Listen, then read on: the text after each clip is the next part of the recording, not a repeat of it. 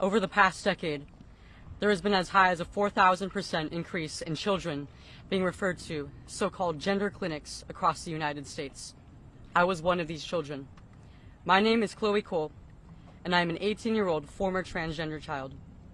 I transitioned from the age of 12 up until 16 when I realized it all was a lie. My story is a cautionary tale. Children and parents across the country have been caught off guard by gender ideology. Discussions about transgenderism and gender identity went from being a relatively benign social oddity to a doctrine that has invaded nearly every academic, medical, and educational institution, seemingly overnight. How did we get to this point?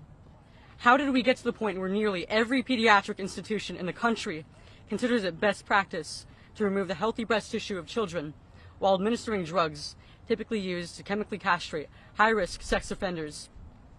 Raising these important questions is not bigoted, and the refusal of activists to give straightforward answers should be seen as a major red flag. People across the entire political spectrum who believe that this practice is morally wrong have been told that they are fascists or bigots for even questioning this atrocity. Others have been convinced by self-proclaimed gender specialists that this is the only treatment that will not end in your child committing suicide. I believe Americans deserve to know the truth about this radical and perverse ideology, marketed as necessary and life-saving healthcare.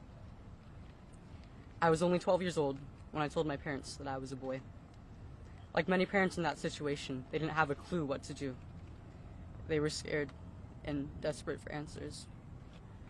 They wanted what every parent wants for their child, for me to be okay and thrive.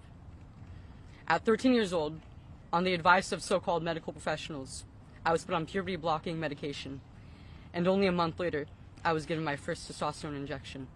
The gender clinic presented my parents with the classic false dichotomy regarding children with gender dysphoria.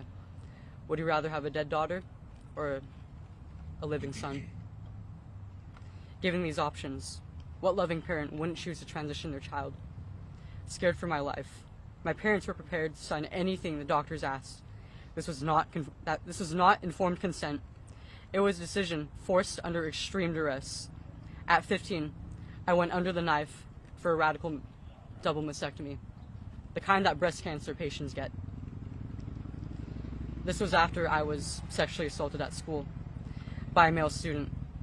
I just told myself to man up, but I lived my life in constant hatred of my breasts. I started binding, which deformed my breasts as well as my ribcage. I was afraid, and I couldn't wait to finally protect my body from the threat of further molestation. At 16, I finally realized what happened to me, and that I had made a huge mistake. I realized the beauty of motherhood was stolen from me by medical professionals who my family entrusted me to. I realized after maturing a bit more that a child does not in fact know who they are at 12 years old.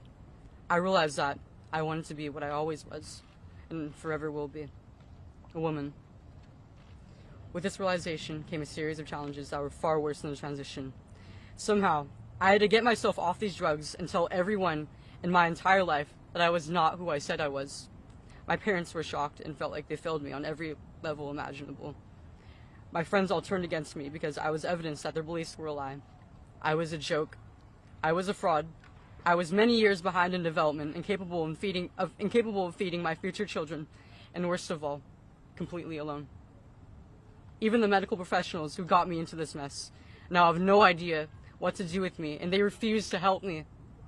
It almost killed me, as it has killed many who regret transition. The big question still remains. How was a 12-year-old introduced to the idea that they could do something as ridiculous as change their sex? I was and still am the type of kid that never really fit into social norms. I was a tomboy, I was shy, I didn't socialize easily. At 11, I made my first Instagram account. I had unmonitored internet access. It wasn't long until I was exposed to a ton of LGBTQ content online, and I had never seen anything like it. You mean that all I have to do is subscribe to this ideology, and then I'm an accepted, celebrated, and valued member of the most talked about community on earth?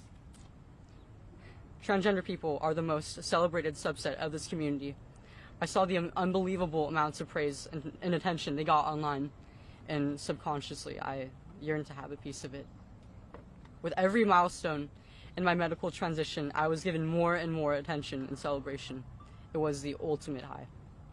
Even in person, I got more attention. Girls would have crushes on me, and I would have people come up to me in the hallways asking to make friends, and it was unprecedented for me. I felt like a celebrity. Being a kid, I didn't know just how superficial these relationships were until they all suddenly abandoned me just for struggling to become who I am. Much of this gender confusion is based on old regressive stereotypes of men and women, which are now being reinforced with hormones and surgeries. Women can have short hair and be interested in playing sports and partaking in physical activities. Men can grow their hair out and wear makeup. It does not change their biology. The truth is, this practice is harming more and more children every day. What will we do to protect this most vulnerable group? Up until now, the media has been parroting the same ideologically driven talking points.